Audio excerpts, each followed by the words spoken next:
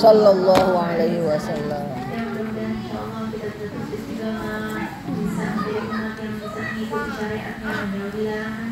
Dan juga mendapatkan syafaatnya pada kiamat qiyamah dan kemuliaan bersama Rasulullah sallallahu alaihi wasallam di Firdausil. Amin amin ya rabbal alamin. Sebelum kita mulai belajar seperti biasa, kita baca juga dulu mudah-mudahan insyaallah ilmunya manfaat dunia dan akhirat. Amin. Bismillahirrahmanirrahim. Nawaitu ta'alluma wa ta'lim wa nafa wal intifa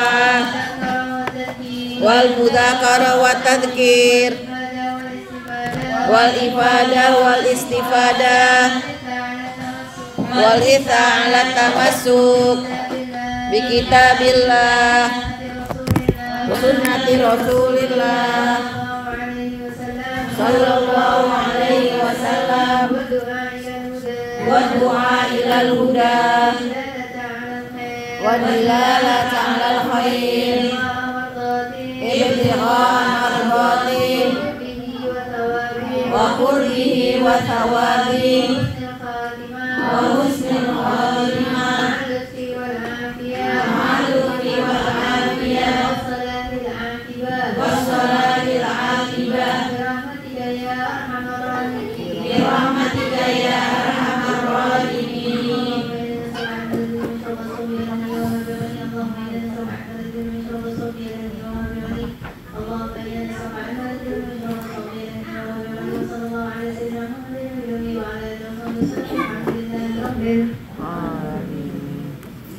Bismillahirrahmanirrahim. Bapak Ibu sehat? Alhamdulillah. Mudah-mudahan di bulan-bulan yang mulia Allah kasih kemuliaan kepada kita, Allah angkat derajat kita, Allah hapus dosa-dosa kita insyaallah. Bismillahirrahmanirrahim. Kita bidayah dari Imam Al-Ghazali nafa'anallah bi ulumi bidaran ila anggal halaman 139. Pergaulan dengan Allah dan sesama makhluk.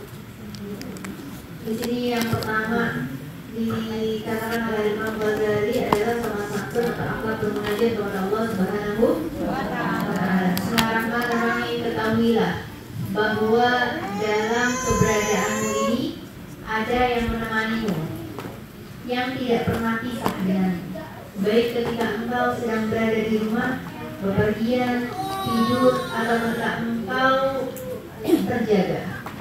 Bahkan selama engkau hidup dan mati, Dia itu adalah Tuhanmu, penghukum, penolong, dan penciptamu. Setiap engkau menyebutnya, pasti Dia ada bersamamu. Sebagaimana firman Allah dalam hadis qudsi, ana jalisun man dzakarani. Aku adalah teman duduk orang yang menyebut-nyebut berpikir kepadaku. Jadi Allah itu Khalik, Allah adalah pencipta, Allah adalah Tuhan kita yang tidak pernah meninggalkan kita, ya. Bahkan Allah agrabina min waridil warid gitu ya. Allah itu lebih dekat banget sama kita dibanding urat nadi kita sendiri, ya. Dan kita harusnya berasa ada Allah di mana-mana, dan Allah yang menjaga kita, Allah yang menandai kita, Allah yang melihat, ya. Bahkan ada sama kita mau hidup ataupun mati. Kalau orang namanya hidup doang, mati nggak akan ditemenin sampai di kuburan. Mau secinta-cintanya dia sama satu orang, ya, sampai hidup aja. Walaupun dibilang dia mudah-mudahan kita sehidup semati gitu ya. Sehidup aja, sematinya mah ya udah. Nggak ada gitu yang namanya sampai di dalam kuburan, nggak ada. Ya jadi cuma amal ibadah dan ada kita punya Allah. Dan aku adalah teman duduk. Nah, maksudnya ada Allah bersama orang-orang yang menyebut nama Allah. Makanya tadi juga bersolawat, ya kan? Terus juga tadi baca apa kita? Jadi baca tahlil, baca solawat, terus baca Fatihah, baca solawat, ya. Nah itu yang menyebut-nyebut nama Allah SWT. Kemudian juga Dia juga setia menemanimu ketika engkau dalam keadaan cemas dan sedih, disebabkan engkau teredor menjalankan kewajiban-kewajiban agama sebagaimana firman Allah SWT dalam hadis qudsi, ana 'indal muntasir qulubuhum min ajli. Aku akan selalu berada di sisi orang yang cemas dan bersedih hati disebabkan mengingatku. Allah ada, ya, di Dimana yang hatinya tuh lagi nggak enak, hatinya lagi cemas, kata Imam Ghazali, lagi galau, lagi nggak enak, tapi yang disebabkan mengingatku, aku akan selalu berada di sisi orang itu. Ya Allah, keinginan dosa aku banyak banget. Ya Allah, aku orangnya kayak gini ya. Kenapa ya saya tuh orangnya kok nggak bisa begini? Kenapa saya selalu mengerjakan maksiat? Kenapa saya itu sedih gitu? Ya, nah sedihnya itu ada Allah selalu. Ya, Allah ada bersama orang-orang yang hatinya hancur karena Allah, bukan karena manusia. Ya, kita kadang karena manusia terus hati kita hancur, ya udah gitu ya. Tapi karena Allah, kalau karena Allah ada Allah di sini. Bahkan kayak orang-orang makanya dibilang nggak boleh nolak minta-minta, orang yang minta-minta gitu ya, yang ikhlas sama Allah, yang nggak ada hajatnya dunianya, cuma punya Allah doang ya. Ketika dia ditolak sama orang, dihina, ya, direndahkan segala macam, terus dia angkat tangan kepada Allah SWT, dia minta sama Allah, doanya diijabah. Allah bersama hati-hatinya mereka.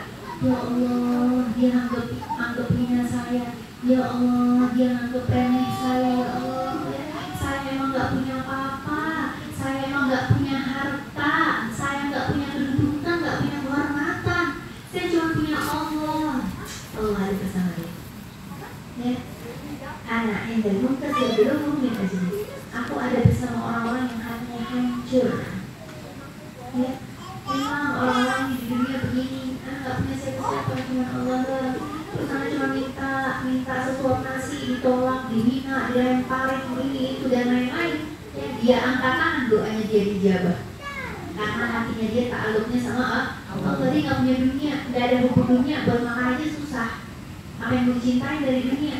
Dia cuma punya cinta sama Allah, dia punya ta'aluk, punya ikatan, cuma minta sama Allah, itu doang. Ya, bahagia. Apabila engkau mengenal Tuhanmu dengan sebenarnya, tentu engkau akan berusaha keras menjadikan Allah sebagai pendamping, dan engkau akan mengesampingkan orang-orang selain Allah. Apabila engkau tidak mampu berbuat demikian di setiap waktu, maka luangkanlah sebagian waktumu di siang hari atau malamnya, khusus untuk bermunajat kepada Allah. Ketika engkau sedang bermunajat, berarti engkau telah berhadapan dengan Allah.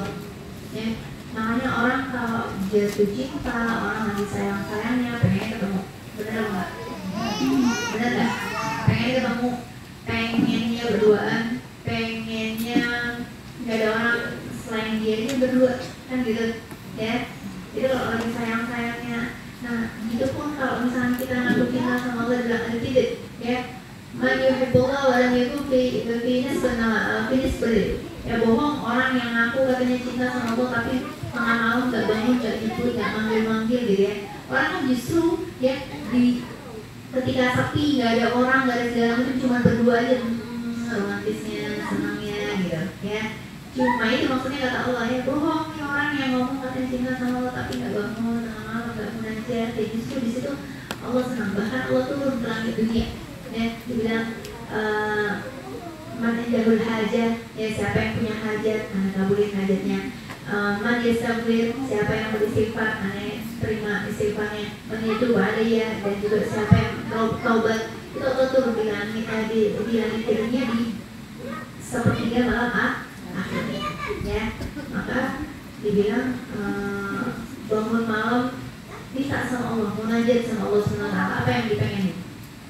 Ya, minta apa aja, apalagi di bulan-bulan mulia kayak gini ya, terus minta sama Allah. Kita cuma punya Allah ya, yang akan berubah hidup kita, yang tadinya tidak mungkin menjadi sesuatu yang mungkin ya. Nggak ada yang nggak mungkin terjadi, semua itu mungkin bagi Allah Subhanahu wa Ta'ala. Ya, apabila kau tidak mampu berbuat demikian, maka itu luangkan waktu. Harusnya kita tiap hari bisa bermunajat sama Allah, menyampingkan urusan dunia. Tapi kalau emang nggak bisa, aduh repot ustazah, saya ada dagang, saya ada usaha, saya ada begini, ada begitu dan lain-lain, ngurus anak, ngurus rumah, masak ini itu, maka luangin waktu. ya, ada munajat sama Allah, ada waktu bisa baca Quran, ada waktu bisa berdoa, minta sama Allah gitu. Ya, dibilang sini. Maka ketika engkau sedang bermunajat, berarti engkau telah berhadapan dengan Allah. Karena itu engkau wajib mempelajari tata cara dan kesopanan atau akhlak bergaul dengan Allah Subhanahu wa ta'ala. Gimana caranya hadapnya? Yang pertama adalah menundukkan kepala. Jangan sombong, ya. Makanya kadang ada orang yang doa tuh sampai nunduk gini. Ada yang ngangkat, maksudnya ngangkat enggak, jangan gini. Kok dia ngangkat kepala ya, gitu. Mungkin dia minta sama Allah, lagi minta benar-benar hajatnya gitu ya. Nah, tapi kalau Imam Ghazali bilang semuanya menundukkan kepala, ya. Nunduk kenapa? Kita ingat dia siapa kita. Jangan jadi kayak iblis, ya. Congkak di hadapan Allah Subhanahu wa ta'ala. Siapa yang menciptakan aku? Ya. Siapa yang menciptakanmu? Dia. Khalaqtani min nar wa khalaqtahu min tin. Ya. Ana nafsi wa ana 'abdu wa ana rabbuk. Wa anta rabbuk. Ana nafsi wa ana wa anta. Bahkan di katanya nafas. Pas ketika ditanya sama Allah Subhanahu wa ta'ala, kamu tuh siapa? Ana wa anta. Waduh, kurang ajar banget. Ya, saya, kamu. Ya, sampai Allah marah dan Allah menyebutkan suruh malaikat masukin nafsu ini ke lembah kelaparan sampai lapar banget. Orang kalau lapar kan lemes, sampai udah lemes. Misalkan orang nggak makan sehari yang masih kuat lah, 2 hari aja, 3 hari udah nggak ada daya. Dan nafas sampai tahunan, ribuan tahun bahkan dimasukin ke dalam lembah kelaparan, sampai udah nggak ada daya, dipanggil lagi sama Allah. Ya nafsa. Ya, wahai nafsu sini, ya, man anta wa man ana. Siapa kamu dan siapa aku? Terus barulah si nafas ngomong, anta rabbi wa ana abduk. Engkau Tuhanku dan aku adalah hamba-Mu. Ya, itu. Jadi orang yang tawadhu, jangan sombong. Menundukkan kepala. Yang kedua, merendahkan pandangan. Pandangannya juga rendah. Yang ketiga, penuh konsentrasi, yang khusyuk. Ya, jangan lagi doa, lagi munajat sama Allah, pikirannya kemana-mana. Nah ini kita nih, ya lagi perempuan. Ya, ada aja.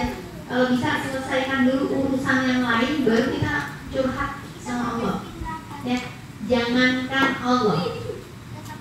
Ya, jangankan Allah. Manusia aja kadang kalau diajak ngomong terus dia nggak fokus, dia main HP, dia ngelihat yang lain, sedangkan kita lagi ngomong sama dia. Senang apa enggak? Senang apa enggak? Maunya dia apa ini? Dilihatin, didengerin. Oke, dilihatin, didengerin, diperhatiin, dilihat matanya kalau bisa. Ya, Bu Sita ngapain? Bu Sita apa saya colek? Maksudnya biar lihat gitu. Masa dia ngobrol orangnya kemana-mana kan gitu. Ya, gitu juga.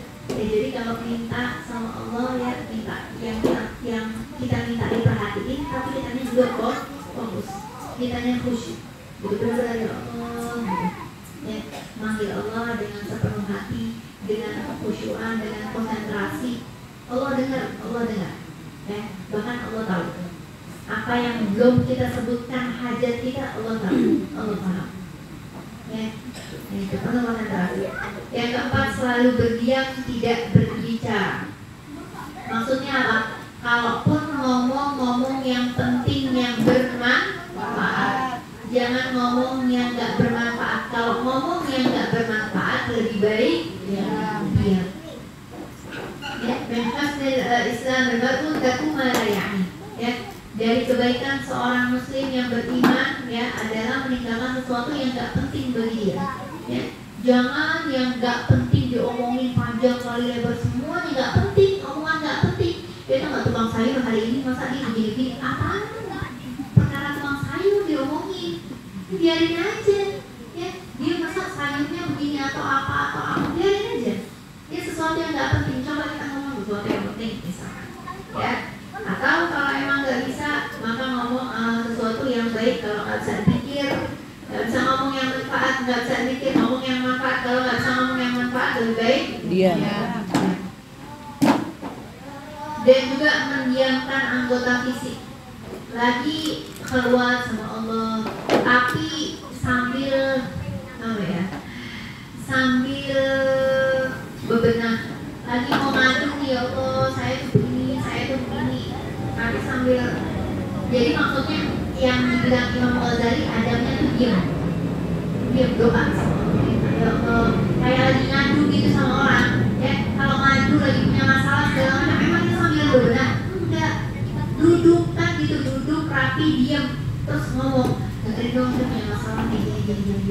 Ya, jadi mendiamkan anggota fisik. Nah ini yang dimaksud. Ya, nggak sambil ngapa-ngapain. Ya, karena kenapa? Bikin pecahnya konsentrasi. Bikin nggak khusyuk. Tapi bukan berarti nggak boleh zikir. Dalam segala hal boleh. Ya, mau dalam keadaan apapun berzikir silahkan. Mau dalam keadaan duduk, mau dalam keadaan berdiri, mau nyapu, mau sambilan masak, boleh berzikir kepada Allah. Ya, tapi ketika kita pengen benar-benar minta hajat kita, doa kita sama Allah, maka sebaiknya seperti ini. Ya. Terus mendiamkan anggota fisik. Yang keenam adalah menjalankan perintah dengan cepat. Semua orang, ya, bukan hanya Allah aja, apalagi Allah sebagai pencipta. Kita aja sesama makhluk, kalau diperintahin sama orang pengen dikerjain cepat apa enggak? Cepat, ya. Bu Sinta atau ambilin minum, dong. Dia kemana dulu bengong, dia lihat HP. Bu Sinta lihat HP, terus dia jalan. Bu Sinta, oh iya usah gitu. Baru nggak. Orang maunya apa? Cepat. Contoh deh, kita sama anak misalnya, suruh mandi, pengennya cepat mandi apa enggak?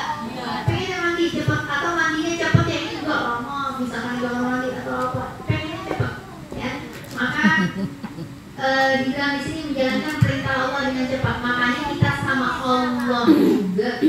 Kalau Allah ngasih kita suatu perintah, pengennya dikerjain dengan cepat. Sholat, misalkan di awal waktu lebih baik. Kalau kecuali ada halangan, ada apa, ada doruro, ada apa, nah baru. Tapi kalau nggak ada apa, sholat di awal waktu. Ya, zakat, puasa Ramadan, jangan tinggal puasa yang sunnah-sunnah misalkan ya. Perintah-perintahnya Allah, jangan ngomongin orang, jangan bohong, jangan segala macam. Perintah-perintahnya Allah, ya, pokoknya diikuti dengan cepat. Jangan mau sedekah cepat-cepat sedekah, jangan sampai berubah pikiran. Ya, mau haji udah ada visa, udah ada paspor, uang siap segala macam ada, ayo buru-buru. Ya, segeralah menjalani perintahnya Allah, ya, dengan cepat. Ya, walaupun itu juga dengan panggilan dari Allah SWT. Tapi ya itu segera dengan cepat, dan juga segera menjauhi larangannya Allah. Ya, buru-buru dijauhin, jangan dikerjain lagi. Iya, kalau misalkan lupa atau nggak tahu, ya, insan mahlul khata manusia tempatnya salah, tempatnya lupa, iya. Ya, tapi kalau ya diulang lagi, ya dikerjain lagi dengan sengaja, itu Allah nggak suka. Ya, nggak istighfar, nggak tobat gitu. Ya, maka kalau mau dibilang di sini berakhlak dengan Allah, mengikuti perintahnya Allah dan menjauhi larangannya. Segera menjauhi larangannya Allah. Dibilang jangan bohong. Ya, kok masih suka bohong, kan gitu. Kemudian tidak memprotes keputusannya Allah atau takdir. Nggak protes. Ya, semua udah ada aturannya dari Allah SWT. Ya, mau baik mau buruk. Makanya takdir termasuk rukun iman atau rukun Islam? Iman apa Islam? Iman. Rukun iman yang keberapa? Yang keberapa? Yang keenam. Rukun iman yang keenam. Apa rukun iman yang keenam? Qada dan qadar. Percaya kepada qada dan baik dan buruk, semua dari khairin wa syarrin min Allah Ta'ala. Mau baik mau buruk semua dari Allah SWT. Ya, Allah yang ngasih. Kita lagi sakit, Allah kasih. Besok sembuh, alhamdulillah. Allah kasih kita lagi belum ada rezekinya, besok Allah kasih rezekinya ada. Ya, Allah lagi angkat derajat kita, besok Allah lagi turunin derajat kita. Ya, semua dari Allah. Nggak ada yang Enggak, dari Allah tuh enggak ada. Ya, mau rezeki mau apa cuma emang lewat perantara. Ya bukannya rezeki ya udah kan dari Allah terus diem aja gitu. Ya enggak gitu juga. Ada usaha untuk nyari. Tapi yang masih siapa? Allah. Jadi semua ya percaya baik dan buruk semua dari Allah. Jangan sampai kepercayaannya luntur dan dia pergi ke orang-orang pintar. Ini yang sangat amat menyedihkan.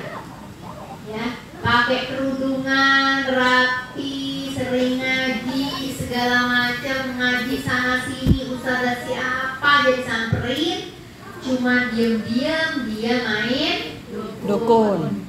Musyrik. Kenapa alasannya? Karena nggak percaya diri. Karena saya udah doa tapi nggak dijawab sama Allah. Saya butuh duit, ustazah. Saya suka sama itu laku. Saya cuma nggak bisa dapat. Saya pengen dapat kedudukan ini, jadi manajer, jadi ini. Cuma kok ini orang ngalangin saya buat naik. Ya, jadi orang ini harus harus disingkirkan, harus dibinasakan, harus ditiadakan. Ya gimana caranya? Pakai dukun. Ya, kayak gitu. Ya, pakai perkara-perkara yang itu yang bikin Allah marah dan Allah murka sama dia. Ya, kenapa sih kamu nggak percaya dari Allah? Semua itu dari Allah.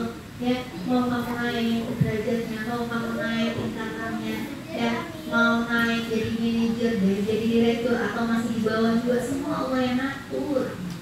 Ya, baik buruk jodoh, ya, rezeki, husnul khatimah, wala su'ul khatimah, semua udah ada takdirnya, udah ada tulisannya.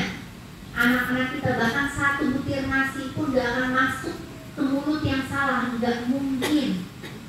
Udah Allah jamin. Ya, tidak mungkin rezekinya orang diambil sama orang lain, gak mungkin. Ya, jadi semuanya itu udah ada aturannya. Cuman kitanya aja percaya, tawakal atau enggak. Kadang kita nggak percaya. Ya kurang keimanannya kita sama Allah Subhanahu wa taala. Ya serahin semuanya sama Allah. Allah yang ngatur. Ya. Makanya Allah udah bilang, rezekinya seorang hamba untuk kebutuhan hidup pasti cukup. Tapi kalau untuk memenuhi gaya hidup enggak. Jelas. Oke. Mau buat anak, mau sekolah, mau makan, mau ini, ada jalannya. Sekarang nggak kelihatan, ustazah, nanti ada jalannya. Percaya, jangan nggak percaya. Ya, makanya orang-orang dulu ya, para aulia ustazah, masya Allah, ya, nggak ada deposit, nggak ada apa sih, asuransi, ya. Orang zaman dulu nggak pakai asuransi, ya, itu juga sekarang. Ya, anaknya sekolahnya udah asuransi sampai kuliah. Sakit, asuransi, terus asuransi apa lagi ada ya? Asuransi jiwa, asuransi pasti ada. Kerja. Tenaga kerja saya nggak paham. Tenaga kerja,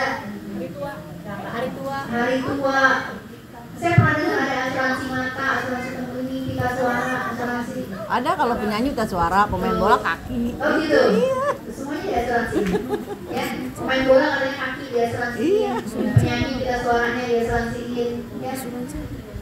Terus kamu takut gitu. Semua tuh yang masih Allah. Itu dibayar. Ya. Boleh kasih ustazah kalau asuransi ya, sedikit. Kalau ulama yang muktamad nggak ngebolehin. Ya, tapi ada ulama-ulama yang mu'asirin sekarang, ada yang membolehkan. Ya, tapi dengan cara-cara. Ya, tapi saya pun nggak tahu cara-caranya, banyak yang harus diperhatikan dan saya juga nggak main asuransi jadi saya nggak paham. Gitu. Ya, jadi itu harus diperhatikan bahwa nggak ada sekarang belum kelihatan buat nanti, Allah yang jamin. Asal kamu yakin. Ya, yakin itu kunci utamanya. Anak indra ambil, aku tergantung prasangka baru terhadapku. Prasangka yakin pasti insya Allah ada. Nggak sekarang nggak, tapi nanti ada. Di waktu yang paling tepat Allah kasih. Ya. Anak saya belum dapat jodohnya, ustazah, iya sabar aja, doain aja. Ya, belum ada waktunya sekarang, nanti di waktu yang tepat insya Allah Allah kasih. Ya, jangan akhirnya dipaksa-paksa segala macam belum waktunya. Ya, dijodohin kalau emang udah ijab kabul emang udah waktunya. Tapi kalau emang jadinya lari, jadinya gimana, jadinya kemana, jadinya itu, ya udah ada waktunya nanti. Kemudian tidak memprotes keputusan Allah, aktif berzikir, ya. Makanya Imam Ghazali kemarin udah nyebutin ya, zikir itu terus, ya. Apa namanya? Kan dibilang tadi Imam Ghazali, anak dari itu mengatakan, ya aku duduk bersama orang-orang yang selalu berzikir. Ya, zikir itu apa aja? Apa aja? Zikir itu macam-macam. Ya, apalagi yang dianjurkan nih di 10 apa nih bulan Dzulhijjah, 10 awal bulan Dzulhijjah, baca apa? Tahlil, tahmid, tasbih, takbir, ya. Atau baca yang la ilaha illallah, ada zuhur itu, ya. Itu dibaca, ya. Jadi aktif berzikir, apalagi di bulan-bulan yang mulia. Yang ke-10 selalu berpikir tentang nikmatnya Allah. Ini yang sering dilupain sama hambanya Allah. Yang harus dipikirin adalah tentang nikmatnya Allah, bukan kebalikannya. Yang selalu dipikir adalah tentang apa? Kekurangannya atau keluh kesahnya, ya. Terus mengeluhnya, itu yang dipikirin. Ya Allah, kenapa hidup saya ini kurang duit ya? Ya ekonomi saya kok susah banget sih ya Allah, gitu ya. Kamu gak pikir, kamu dikaruniai suami, kamu dikaruniai anak. Gimana jika orang tajir lagi pengen punya anak, dia gak bisa? Gak dikasih sama Allah, ya, ada ujiannya, ya. Kita Allah kasih punya anak yang soleh-soleha, punya orang tua yang baik, masya Allah. Di mana di luar sana orang tua banyak yang jahat, yang nggak perhatian, ya. Kita punya orang tua yang baik, masya Allah, gitu, ya. Kadang nikmat kayak gitu kelupaan, bahkan nikmat sehat sekarang aja kita lupa. Ya Allah, alhamdulillah ya Allah. Kadang lihat orang kakaknya kenapa, ya Allah, alhamdulillah mata saya sehat, ya. Kaki itu aman, alhamdulillah, nggak yang gimana-gimana. Tangan, makanya kalau melihat orang yang kurang-kurang, maaf, kita harus bersyukur. Tapi nggak boleh dipanggil, alhamdulillah. Langsung dong, ya. Ya, tapi itu bahkan dianjurkan untuk sujud syukur, tapi tidak dipanggil. Maksudnya bersyukur atas nikmat yang Allah berikan, kesempurnaan yang Allah berikan. Ya, alhamdulillah ya Allah. Jadi yang harus dilihat sudut pandangnya diubah, dilihat nikmatnya Allah, berapa banyak nikmat yang Allah udah berikan. Jangan melihatnya yang gak enaknya. Cuma yang gak enak satu, ngabisin semua yang baik-baik. Ngabisin semua yang gak enak, yang enak-enak. Ya, cuma perkara suaminya kenapa hilang semua kebaikannya. Ya, semuanya hilang. Berapa tahun dia menikah, 20 tahun, 30 tahun menikah, cuma perkara satu doang. Ya, enggak gitu. Ya, tidak seperti itu. Tapi melihatlah kepada nikmat-nikmat yang telah banyak Allah berikan kepada kita. La in syakartum wa la in kafartum. Orang yang syukur, yang nikmat, Allah tambahin nikmatnya. Syukur ini ada nikmat, disyukurin, ada nikmat, disyukurin, ada nikmat, ditambah terus sama Allah. Kalau dia kufur, malah sesungguhnya adabnya Allah pergi tambah gak enak hidupnya, dia ngeluh baju bawahnya. Orang kalau nikmat, dibawa enak aja hidupnya. Mau makannya pakai apa lagi? Ya, kalau dibuat nih, nikmat. Makan di rumah cuma ada contoh ya, sekedar contoh. Cuman ada nasi anget-anget. Nasi anget aja udah nikmat. Bener apa enggak? Nasi anget sama goreng tempe. Atau ada ikan sama sambal, atau ayam aja sama sambal. Nikmat apa enggak? Kalau bagi orang yang mensyukuri. Ya Allah, alhamdulillah ya Allah, ada ini. Terus kerupuk misalkan. Ya, senang gitu ya Allah, alhamdulillah nikmat ya. Bagi orang yang mau nikmat dan yang mau syukurin. Bagi orang yang dulu tuh kan ngeliat kayak gitu kan biasa aja. Apaan makanan begini? Makan gak jelas, tempe, tahu, gak ada yang main apa? Kalau dengan ya udah sekedar masuk tuh gak nikmat rasanya. Ya, perkara cuma minum teh yang tadinya enak, nikmat, gak dinikmatin sama dia. Ya, padahal semua itu bisa menjadi nikmat bagi orang yang mau bersyukur. Makanya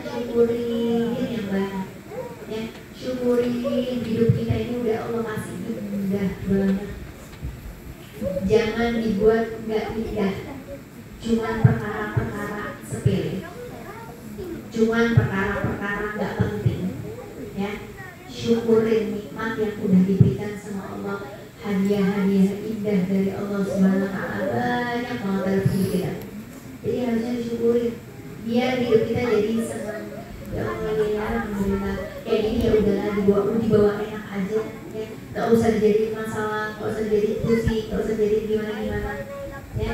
Jadi selalu hidupnya, makanya orang-orang tarik tuh ya Allah tuh ibu kalau tarik Hadramaut kotanya tuh sangat amat bukan sederhana lagi ya, kalau saya bilang menengah ke bawah banget kali, ya. Mereka kalau kesini bilangnya jannah dunia, bilangnya Ya Allah. jannah dunia artinya apa, Bu? Surga dunia. Jakarta doang, paling puncak, bilangnya surga dunia tuh. Paling lihat buah-buahan beraneka ragam, ya Allah katanya. Ya karena di surga itu kan ada buah beraneka ragam yang macam-macam. Karena di sana itu buahnya cuma standar, Pisang.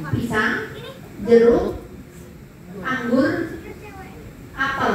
Iya ada nggak ya? Saya lupa. Ya. Terus apa lagi ya? Kayak kiwi-kiwi gitu Oh nggak? nggak ada. Kiwi jarang. Alpukat aja enggak. Duren nggak ada sama sekali. Durian. Rambutan tidak ada sama sekali. Kelengkeng nggak ada. Duku nggak ada. Apalagi nggak ada. Mereka kalau melihat disajiin, ya Allah, katanya gitu. Ini buah-buahan apa namanya? Ini apa? Dicobain kayak manggis, kayak gitu tuh nggak ada. Apalagi kayak kecapi. Bunyi. Nggak ada. Ya, terus subhanallah gitu. Mereka kalau kesini, tapi orang-orang sana tuh saya angkat jempol gitu ya. Syukurnya tuh luar biasa. Ya, bersyukurnya tuh banget. Ya, kayaknya rasa-rasa hidupnya tuh enak banget, padahal mall nggak ada, mall jarang, mall 1, 2, mallnya paling gedenya mall kayak Alfamidi, paling paling gedenya mall di sana. Isinya ya udah seadanya gitu, dan itu pun nggak komplit kadang. Ya, itu mereka udah gede banget, masya Allah gitu. Makanya kalau kesini sesuatu banget. Ya, kita kalau kesana yang dilihat cuma begitu, ya Allah, tapi mereka luar biasa, hatinya luas banget, nerima, senang, bahagia, nggak ada ngeluh-ngeluhnya, ya kayak ya Allah. Makanya dibilang orang tarik tuh ya, orang-orang sana tuh mobil malaikat ya, coba dibilang ya, mereka kayak mirip-mirip kayak malaikat gitu, nggak berasa aja bawaannya, maksudnya mengikuti perintahnya Allah, menjauhi larangannya, udah nggak yang macam-macam, nggak aneh-aneh, ya gitu aja. Ya kalau kita terlalu banyak maunya, maunya kebanyakan, syukurnya kurang. Jadi yang hidupnya ngeluh mulu gitu tidak, ya harus dirubah mindsetnya. Ya makanya dibilang Imam Ghazali, jangan lupa selalu berpikir tentang nikmatnya Allah. Yang ke-11, memilih perkara yang hak dan meninggalkan yang batil. Ya, antara hal-hal ya ada hal yang baik, hal yang buruk, maka perkara yang hak dengerin, ya ikutin, perkara yang batil kita jauhin, kita tinggalin. Ya, itu daripada definisi takwa. Takwa itu adalah imtithalul awamir wa ijtinabun nawahi. Ya, mengikuti perintahnya Allah dan menjauhi larangannya Allah. Kemudian yang ke-12, tidak terlalu banyak mengharap atau bergantung kepada selain Allah. Nih, penting. Tidak terlalu banyak mengharap atau bergantung kepada selain Allah. Ya, manusia kalau diharapin, digantungin, tampaknya kecewa. Benar apa enggak? Benar. Ya, tampaknya kecewa siapapun dia. Ya, emang dibilang berharap itu, bergantung itu hanya kepada Allah.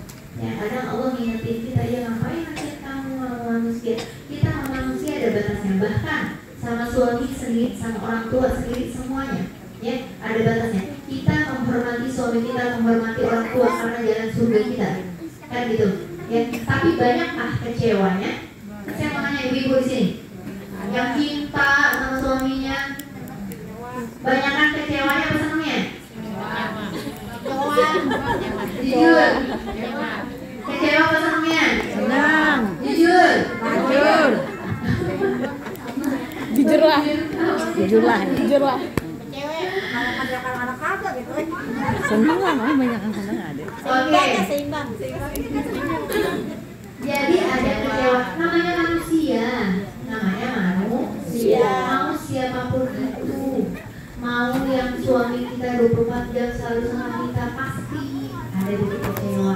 Mau anak pasti ada titik kecewa. Mau orang tua kadang nggak sesuai dengan harapan kita yang maunya kita, bikin kecewa. Sahabat, teman, siapapun. Ya, makanya dibilang jangan terlalu bergantung kepada manusia. Ya, mintanya sama Allah.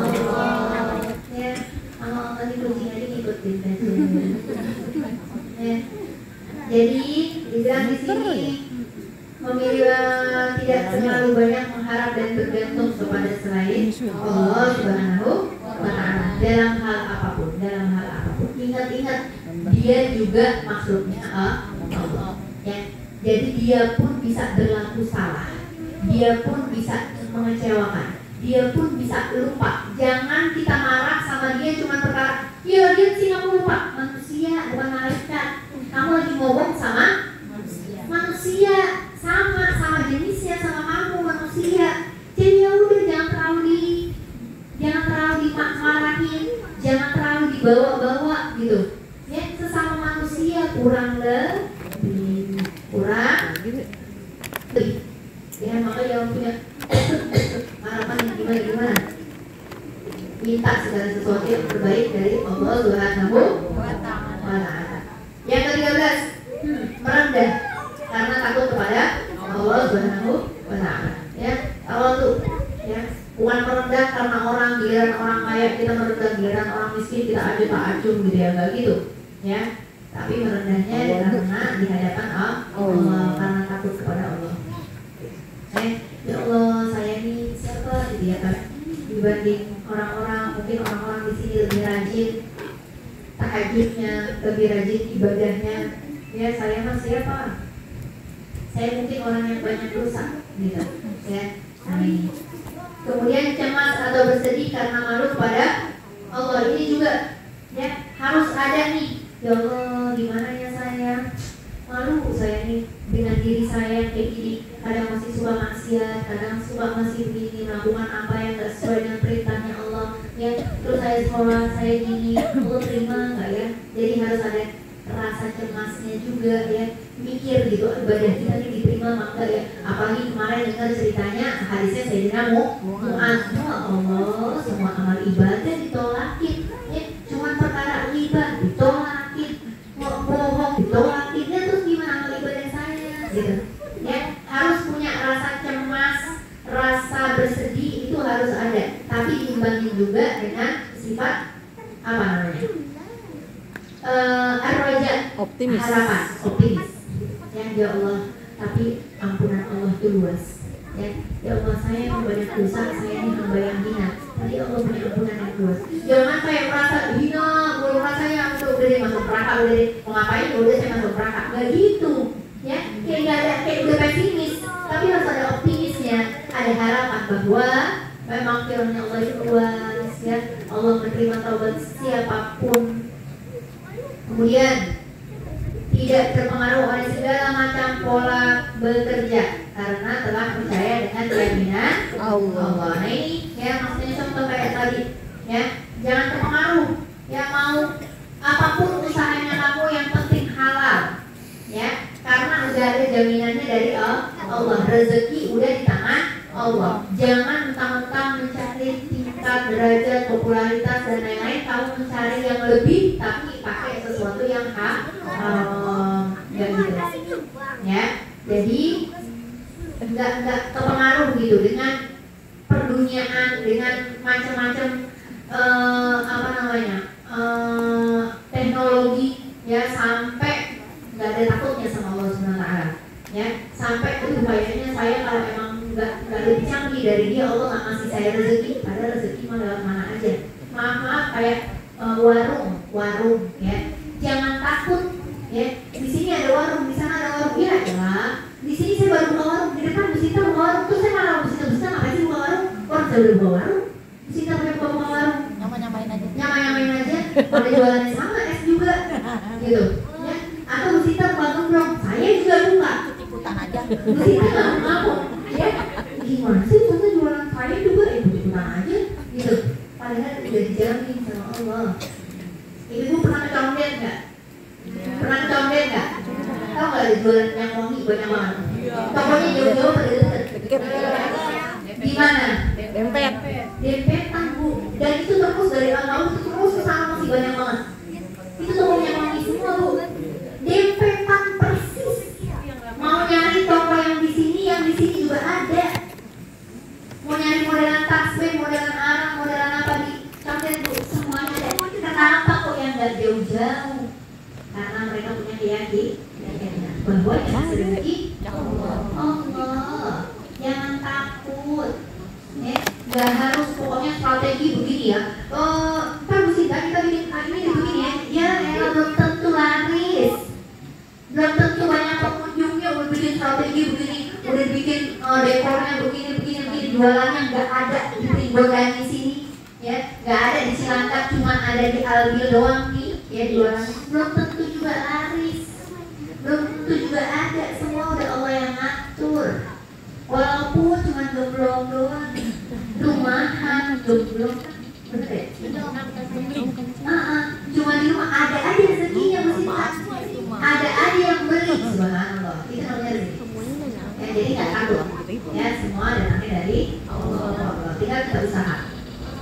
Kemudian yang terakhir yang ke-16, pasrah kepada anugerah Allah dengan tanpa meninggalkan usaha yang baik. Udah kita udah usaha banget, tapi serahin kepada Allah SWT. Ya, kita serahin mana hasil yang terbaik dari Allah. Yang penting kita udah usaha semaksimal mungkin. Ya, udah jualan, udah begini, udah begitu, udah sebisa mungkin. Habis itu kita serahin sama Allah. Allah yang ngasih rezeki, Allah yang ngasih jalannya, Maha. Itulah semua tata cara atau kesopanan yang harus engkau jadikan syiarmu di sepanjang malam dan hari dalam bergaul dengan Allah yang menemanimu dan yang tidak pernah pisah denganmu di saat orang-orang meninggalkan. Ini adab-adabnya kita dengan Allah Subhanahu wa Ta'ala. Jelas? Oke, jelas ya. Wallahu a'lam bishawab.